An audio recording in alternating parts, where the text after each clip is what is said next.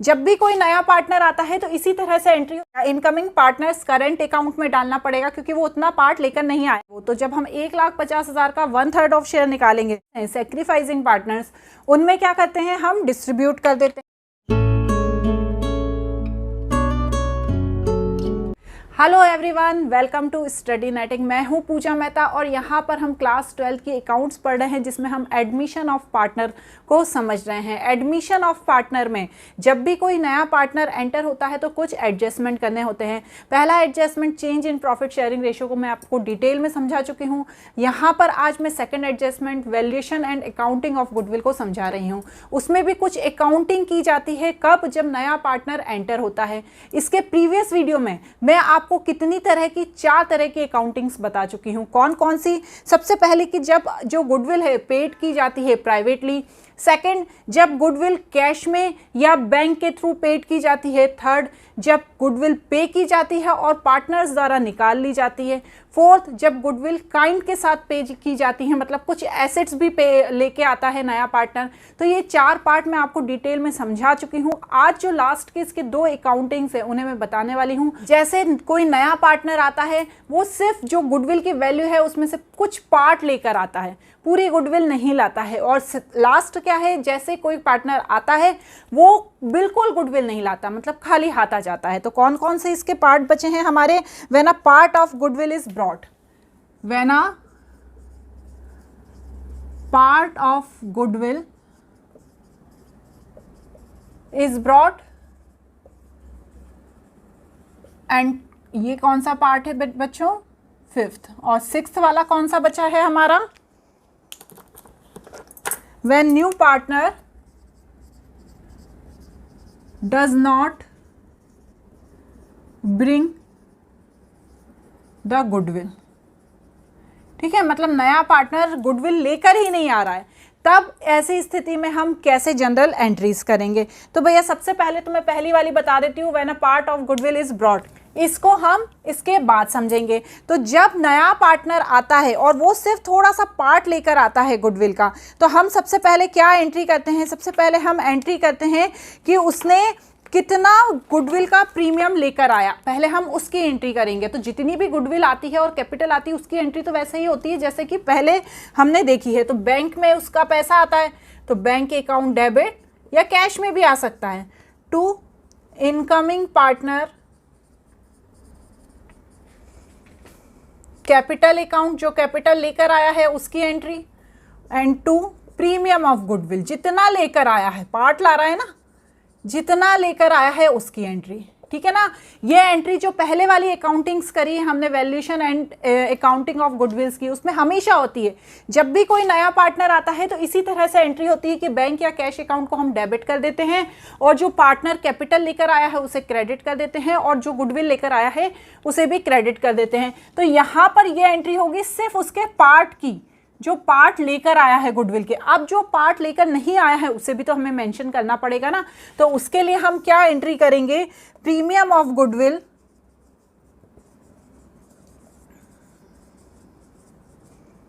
Account debit, incoming partner current account debit to sacrificing partners capital account. अब इस entry का क्या मतलब है? अब प्रीमियम ऑफ गुडविल मतलब जो अमाउंट लेकर आया है उसे यहाँ लिखना पड़ेगा, जो अमाउंट नहीं लेकर आया है उसे कहाँ डालना पड़ेगा? इनकमिंग पार्टनर्स करंट अकाउंट में डालना पड़ेगा, क्योंकि वो उतना पार्ट लेकर नहीं आया है। और जो कैपिटल अकाउंट है सैक्रिफाइसिंग पार्टनर्स के, उनको जो उनका नया रेशो है गुडविल का उसमें डिस्ट्रीब्यूट करना पड़ेगा कि भैया वो इतना अमाउंट लेकर नहीं आया है, और दोनों पार्टनर्स उस रेशो में उसे अपने पास से अपने कैपिटल अकाउंट में रख लेंगे। तो इसके लिए हम एक क्वेश्चन देख लेते हैं। आप अपनी स्क्रीन पर क्वेश्चन देखिए। X and Y are partner sharing profit and loss of the ratio is 3:2. They admit Z as a partner for 1/5 share. Z get a share of X and Y in the ratio is 2:3. Goodwill of the firm valued 50,000. Z brings 60% of his share of goodwill. देखिए question में यही लिखा है कि वो सिर्फ 60% जो भी गुडविल की वैल्यू निकलेगी नए पार्टनर के लिए उसका सिर्फ 60% शेयर वो लेकर आएगा, ठीक है। 2 लाख हिज कैपिटल, उसके बाद वो 2 लाख की कैपिटल लाया है चेक के थ्रू, मतलब बैंक अकाउंट को हम डेबिट कर देंगे। और goodwill exist in a books 20,000, ये जो goodwill exist in a books दिया होता है इन्हें पुराने पार्टनर्स के ही पुराने रेशो में हम क्या कर देते हैं, डिस्ट्रीब्यूट कर देते हैं। तो ये जो एंट्री है ये बहुत पुरानी वाली एंट्री है, ये कोई नई एंट्री नहीं है, ठीक है ना। तो 20,000 को हम क्या करेंगे, दोनों पुराने पार्टनर्स को डेबिट कर देंगे। तो सबसे पहले तो मैं क्या करूंगी, जनरल एंट्री करूंगी। तो जनरल एंट्री करने के लिए मुझे इसको क्लीन करना रहेगा, ठीक है। तो सबसे पहले जो 20,000 रुपये हैं इनको मैं क्या करूंगी, दोनों पार्टनर्स में डिस्ट्रीब्यूट कर दूंगी। तो यहाँ लिखेंगे X capital account debit, Y capital account debit to goodwill account. तो 20,000 को जब मैं पुराने प्रॉफिट शेयरिंग रेशो में डिस्ट्रीब्यूट करूंगी तो पुराना प्रॉफिट शेयरिंग रेशो कितना है, 3:2। तो आप करिए 20,000 को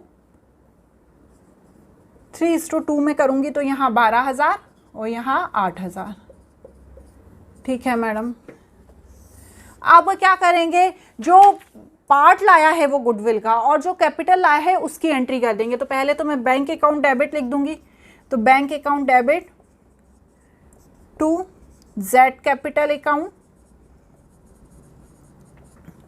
टू प्रीमियम ऑफ गुडविल। अब गुडविल की वैल्यू कितनी दी हुई है, गुडविल की वैल्यू देखिए दी हुई है 50,000। तो 50,000 का उसको शेयर कितना दे रहे हैं पुराने पार्टनर्स, 1/5 शेयर दे रहे हैं। तो मैं 50,000 का 1/5 शेयर पहले निकालूंगी तो ये आ गया मेरा 10,000। अब 10,000 तो पूरी वो गुडविल की वैल्यू लेकर नहीं आया है, गुडविल का प्रीमियम लेकर नहीं आया है। तो 10,000 का सिर्फ 60% लाया है। तो 10,000 का आप 60% निकालेंगे तो आपके लिए ये आ जाएगा 6,000। तो यहाँ पर हम प्रीमियम ऑफ गुडविल लिख देंगे 6,000, कैपिटल लिख देंगे 2 लाख और पैसा कितना लेकर आया है वो 2,06,000, ठीक है मैडम। अब जो पैसा नहीं लाया है, मैंने अभी एंट्री बताई ना, जो पैसा नहीं लाया है उसे कहाँ डाल देंगे, उसके करंट अकाउंट में डाल देंगे। तो यहाँ पर मैं एंट्री करूंगी प्रीमियम ऑफ गुडविल